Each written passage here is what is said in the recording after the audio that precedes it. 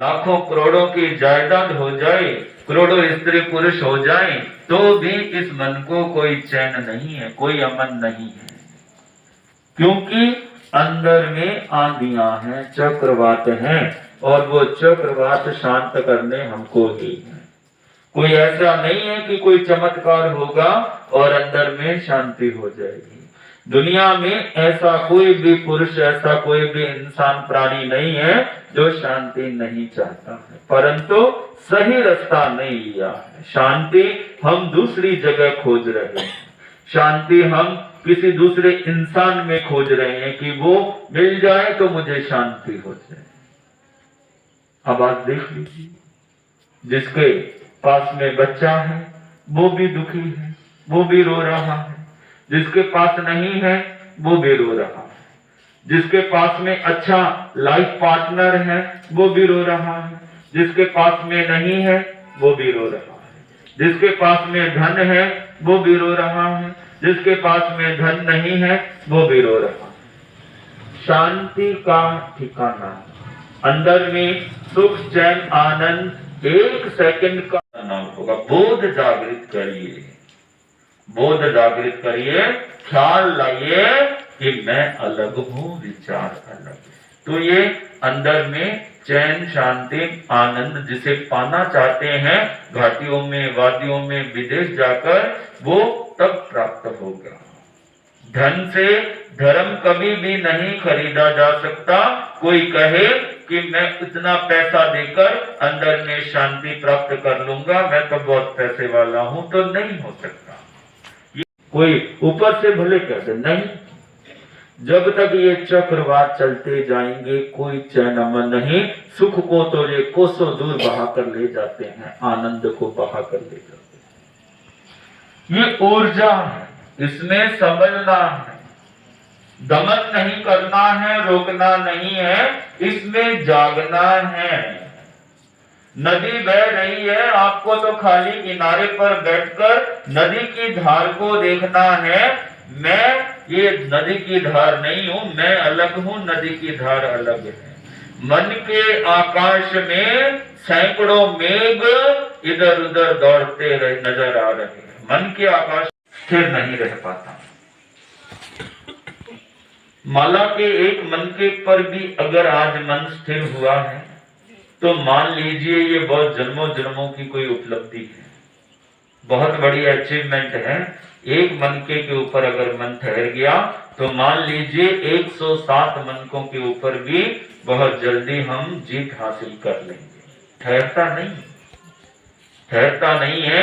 मनके कहीं जा रहे हैं और मन कहीं एरिया में भ्रमण कर रहा है, परंतु अगर ठहर गया तो ये मानिए अंदर की जो हलचल है, अंदर की जो आंधियां हैं, अंदर के जो तूफान हैं, चक्रवात हैं, वो भी निपट जाएंगे, वो भी शांत हो जाएंगे।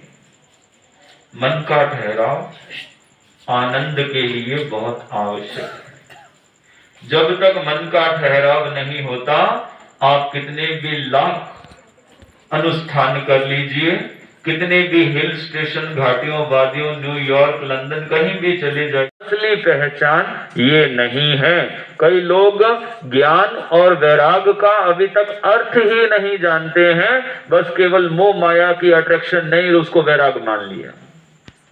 एक भिखारी है, फुटपाथ पर बैठा है, उसके पास में धन नहीं है, सर ढकने के लिए छत नहीं है, पहनने के लिए कपड़े नहीं है, तो मान ले कि वो वैरागी है। तो केवल मोह, मैं अलग हूं, विचार अलग है, ये बोध जागृत करना है, बहना नहीं है।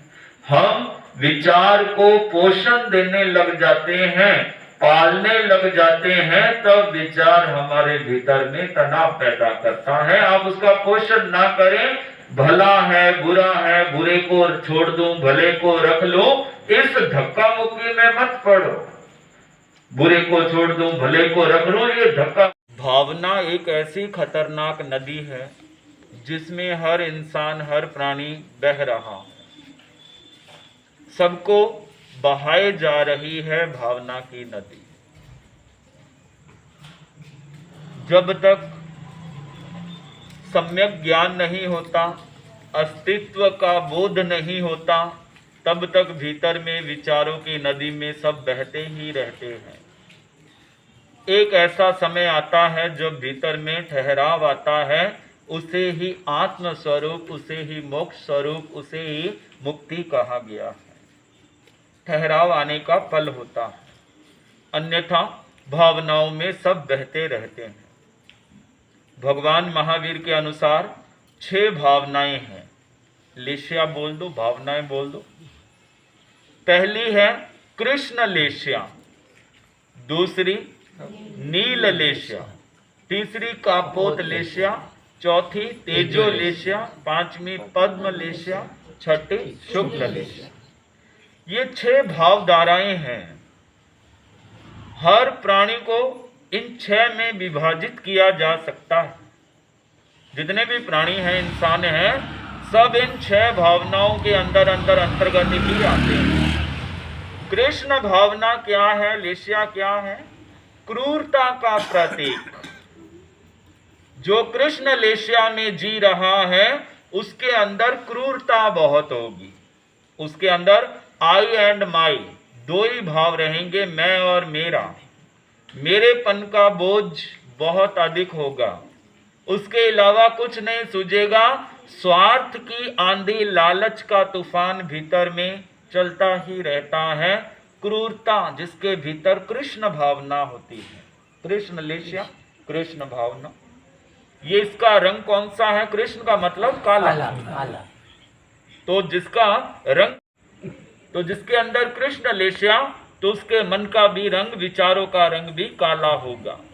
हमेशा उसके अंदर में बदला लेने की भावनाएं, दूसरों को छोटा दिखाने की भावनाएं, नीचा दिखाने की भावनाएं, ये ही चलती रहती हैं। अपने खुद को ऊंचा दिखाने की भावना प्रबल बनी रहती है। कृष्ण भावना वाला इंसान कैसा होता है, इसका एक छोटा सा उदाहरण आता है। एक सेठ जी के 3 पुत्र थे। सेठ जी अंतिम समय में चल रहे थे, अंतिम अवस्था में चल रहे थे। डॉक्टर ने मना कर दिया था कि अब इनकी सेवा करो, घर ले जाओ। पहले होते थे, डॉक्टर बता देते थे अब कुछ नहीं है, अब आप सेवा करो, जितने दिन निकले उतने बोनस प्रॉफिट कर लो, उतना अच्छा है। आजकल डॉक्टरों ने भी भगवान का चोला फेंक दिया है। डॉक्टरों ने भगवान का चोला उतार कर फेंक दिया है। पहले पेशेंट डॉक्टर को भगवान मानकर जाता था, आज भी मानकर जाता है, परंतु उन्होंने केवल ही प्रोफेशनल अपना लिया है, केवल व्यवसायी बन गए हैं। पहले बता देते थे कि अब इतने दिन का मेहमान है, ले जाओ सेवा करो। आज बिल बनाते रहेंगे, मेडिकल कॉलेज में डाल डाल के चीर फाड़ करते रहेंगे, अंदर प्रयोग करते रहेंगे, और जब डेड हो जाए तो कह देते हैं कि ये ऑफ हो गए। अरे पता था, डॉक्टर को इतना तो मालूम पड़ जाता है कि 3-4 दिन 2 दिन ही बाकी है, पता चल जाता।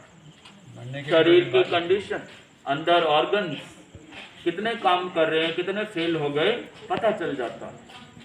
परंतु ऐसी भावनाएं आप नहीं बताता आदमी, पैसा जहां दिखता है वहां नहीं बताता।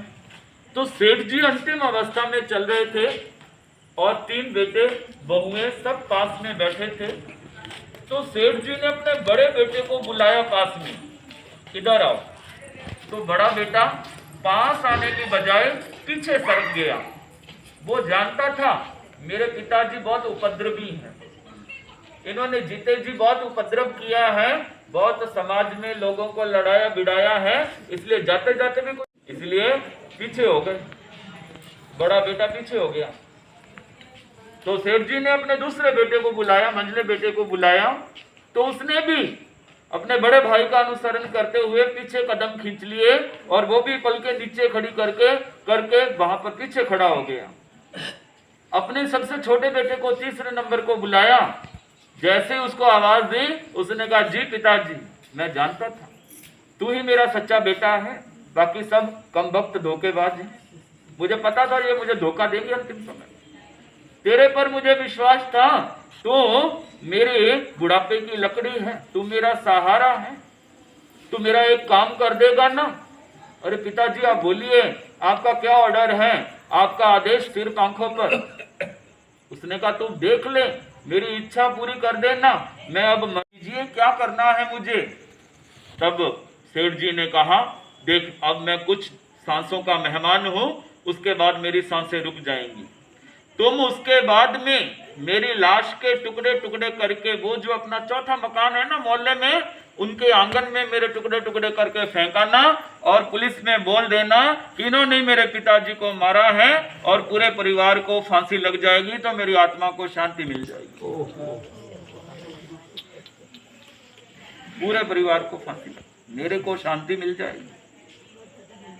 ये होती है कृष्ण भावना, क्रूरता। शेर दहाड़ना छोड़ सकता है, कुत्ता भौंकना छोड़ सकता है, सांप काटना छोड़ सकता है। इंसान की भावनाएं हैं, जैसी अंदर में भावनाएं वैसे ही उसको गति मिलती है, वैसे ही उसको स्थान मिलता है। एक सेठ जी जो कि एक आर्मी कैंप में राशन लेकर जाया करते थे। एक फौजियों का आर्मी कैंप था जहाँ पर फौजी रहते थे देश की रक्षा के लिए। बहुत आर्मी है, आज भी कहते हैं 13 लाख आर्मी भारत के पास में है, परंतु 100 रोज प्रवचन सुनते हैं, ये हमारा सौभाग्य है। आपकी जो अमृतवाणी हमें ज्ञान बरसा रही है उसके हम कृतज्ञ हैं कि हमारी भावनाएं आपने समझी।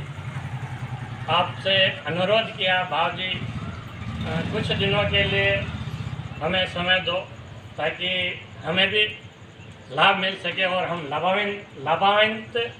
लाभान्वित हो सकें। तो हमारा अनन्य विनय आपने स्वीकार किया और आपकी अमृतवाणी का हमें लाभ मिल रहा है। हम परम सौभाग्यशाली हैं। और आज जो आपके सांसारिक पक्ष से माताश्री, आपके भाई और भतीजे यहाँ पे पधारे हैं, तो आपका हमारे गिलोन वासी समाज सकल जैन समाज आपका हार्दिक स्वागत करता है कि हमें आपकी सेवा करने का मौका मिला या अवसर मिला। आपकी कृपा से सब कुछ हुआ। यहाँ पे आपकी कृपा नहीं होती तो शायद आप यहाँ नहीं पधारते। आपका कुछ और प्रोग्राम था, वो तो रेल मंगरा का था प्रोग्राम, वो है भी है, परंतु यहाँ पर तो एक दिन ही लेकर आए थे। परंतु जब ये मेला देखा, जब इनकी भावनाएं देखी तो ये ज्यादातर रखो आप थोड़ा।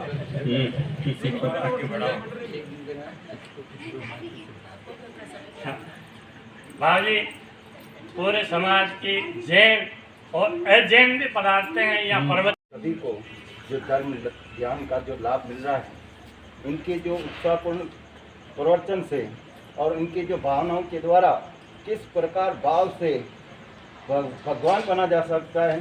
भाव के द्वारा ही अपन चढ़ते हैं, उच्च भाव के द्वारा ही भगवान बना जा सकता है।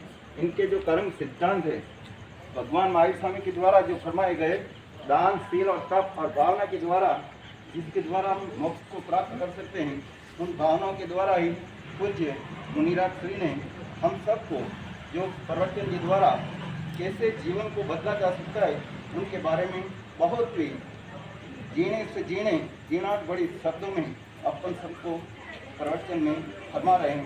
मैं इनसे अनुरोध करता हूँ आप यहाँ पर 10 दिन रुककर हमको और धर्म ज्ञान का लाभ उठाएं और तभी क्या हमको सबको लाभ मिलेगा।